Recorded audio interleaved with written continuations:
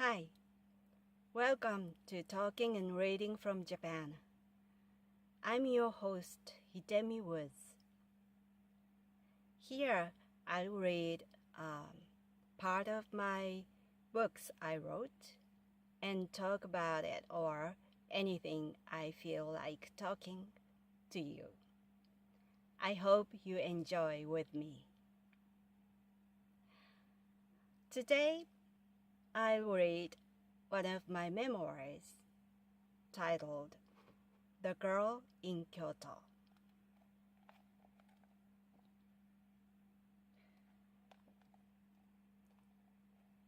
This memoir of mine is introduced my actual memories of my childhood, and everything in it actually happened to me. It's not a fiction, and it's everything happened to me exactly as it is written. And today I'll read one of the episodes of my childhood. And today's episode is called My Grandfather's Chrysanthemums.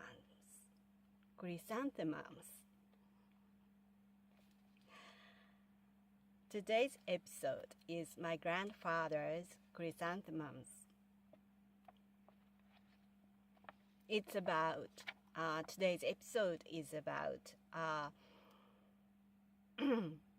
our family's disrupted life by my grandfather's chrysanthemums.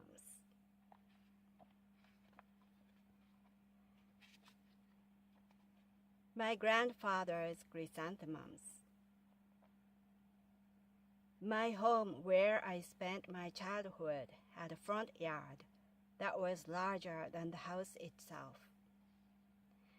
My grandfather was absorbed in growing chrysanthemums in the yard, and there were over 600 chrysanthemum pots. Our yard was literally packed with his chrysanthemums. He even built a vinyl hothouse in the yard to take care of them in the winter time. Chrysanthemums were all over the place, and they had pretty much disrupted the family members' lives, including mine. Whenever a typhoon approached, my grandfather would order my father to bring his chrysanthemums into the house and the garage. Whenever a display takes place, my father would load and carry the chrysanthemums for my grandfather into an amusement park or a botanical garden by his truck. When I wanted to have a dog, my grandfather didn't allow me because it would ravage his chrysanthemums. I resisted and said it was unfair that he could keep so many chrysanthemums while I couldn't keep one dog. He told me it was totally fair because this was his house, not mine. My father felt pity for me and made a playing space on the rooftop of the garage when we rebuilt the house. My sister and I got our small yard, but my grandfather's chrysanthemum pots had gradually crept up, and soon the rooftop was also occupied with them. I was playing by the row of chrysanthemum pots in the yard one day and carelessly broke a sprig.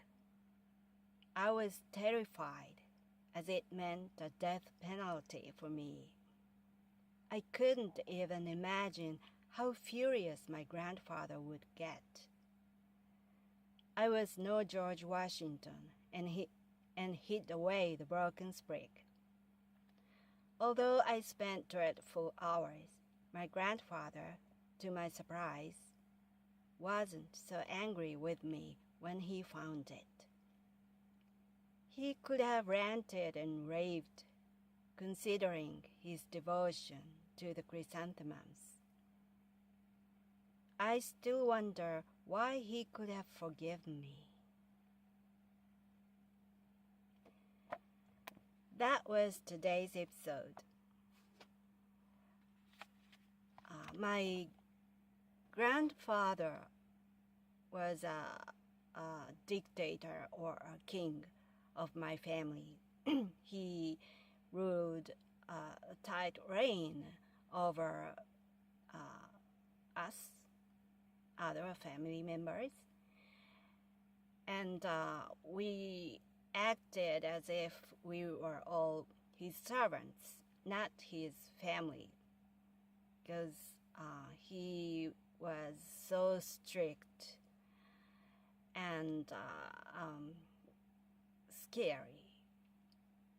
So no one in my family talked him back. We just followed his instructions or his rules quietly, and nodding our heads whatever he told us unreasonable things. We were all yes men, yes persons to him. And especially my family was a farmer, and when I was really little, my parents were working on the field. Our family had fields. We had 2 lots or 3, couple of fields near the house. So they were farming out there with my grandfather, and my grandmother was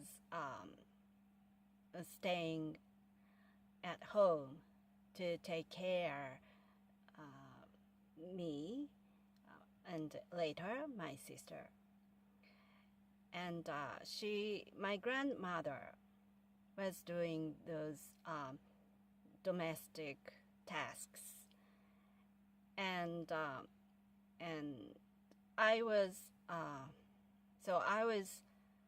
raised by my grandmother. And then my grandfather was getting older, so he kind of retired from the farming work, and my parents went to the fields for farming, and my grandfather began his hobby of growing chrysanthemums. And that was the start of the problem. He really devoted his passion into chrysanthemums. And so we, other members of his family, were all his servants, and as his servants, we just cooperate. We just had to cooperate his growing of chrysanthemums. So we were lower than his chrysanthemums as a living status.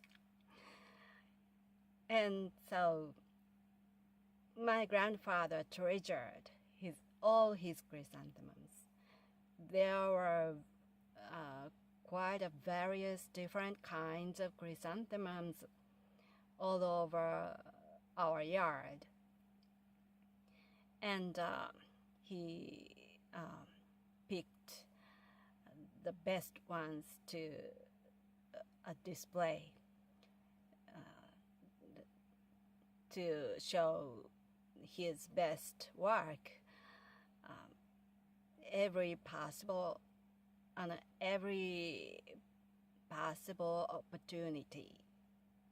So he around Kyoto area, he just displayed his chrysanthemums pretty much everywhere that had chrysanthemum displays. So his chrysanthemums were all over my place, and also the main botanical display places. And especially my father, he was Smithers to my grandfather, as in The Simpsons, and he just followed my grandfather's instructions obediently, and my father did everything as my grandfather told him to do, including his own life choices. And so, especially for his chrysanthemums, my father had to walk around for my grandfather, because my grandfather didn't have a driver's license. So my father had to move around had to carry his chrysanthemums to anywhere my grandfather told him to go for the displays. And especially when a typhoon or the storm approached, the big fuss occurred in my family, because my grandfather was nearly panicking about how to save his chrysanthemums, how to keep his chrysanthemums out of damage. And so he just strictly ordered that my father should protect his chrysanthemums by moving all of them into the house or garage or anywhere the roof could cover them. And even after his hard work, the whole day of his hard work on the farm, my father, after he came home from work, he had to work so hard to carry heavy chrysanthemum pots one by one into the house or garage or everywhere, and just it's like so I was little, but that action of my father seemed so pitiful. And I wondered why he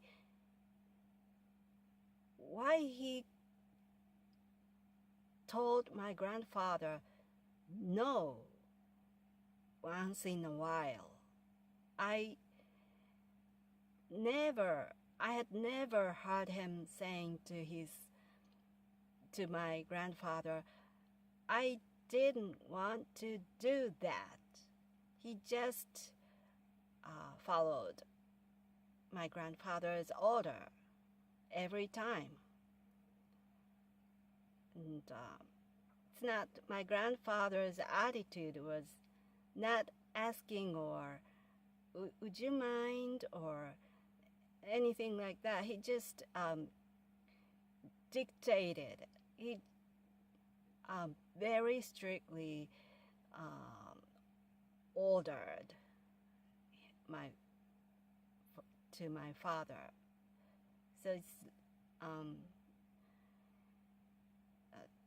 move the chrysanthemums, protect chrysanthemums. ちゃんとやっとけよ in Japanese. And so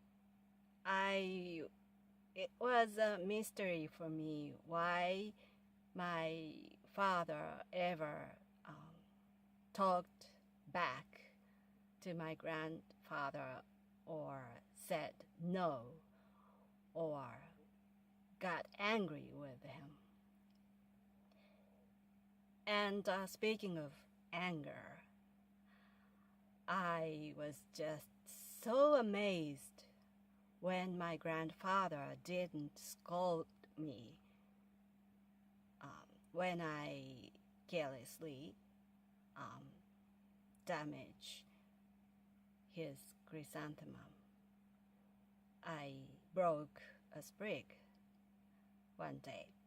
That was the first and the only time I damaged his chrysanthemum. And I was just so scared. Horrified what I should do. I even thought I had to leave the house and live somewhere else by myself. And I couldn't tell him. I just hid the broken sprig. And but I knew he would find it sooner or later. And actually, he found it pretty quickly. And he approached me and told me that you broke the sprig of that chrysanthemum, didn't you? And I said yes.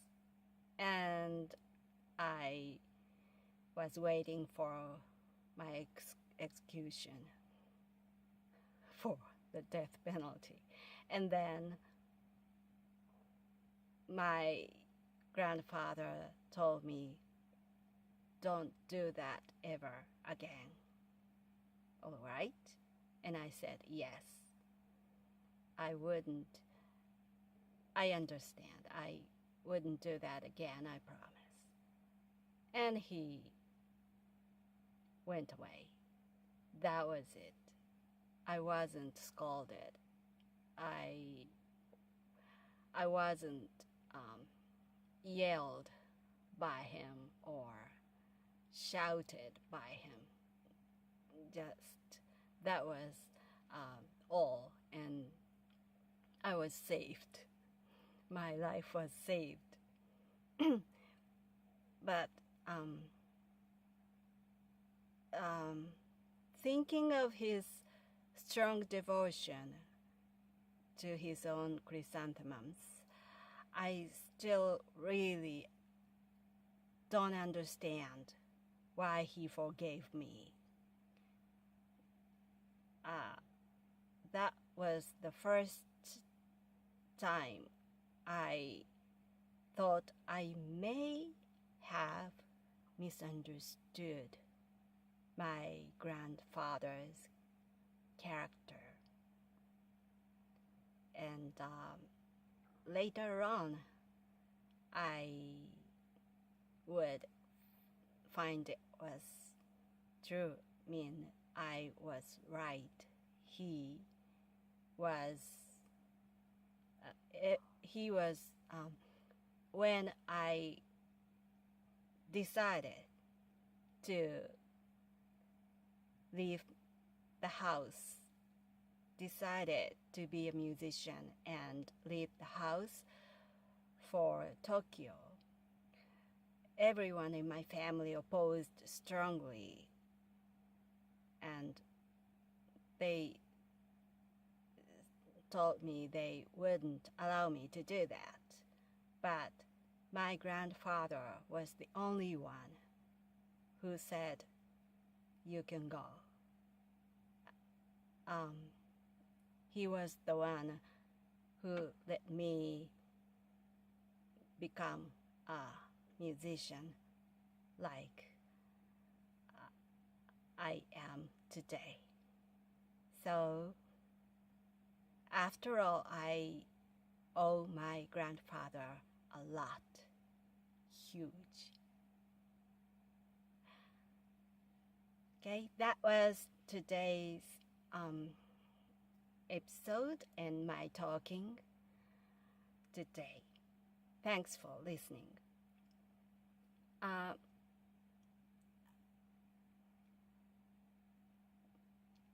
If you are interested, my other books or my songs and other my blogs or SNS, all those links are available on my website, hidemiwoods.com, HIDEMI woods.com.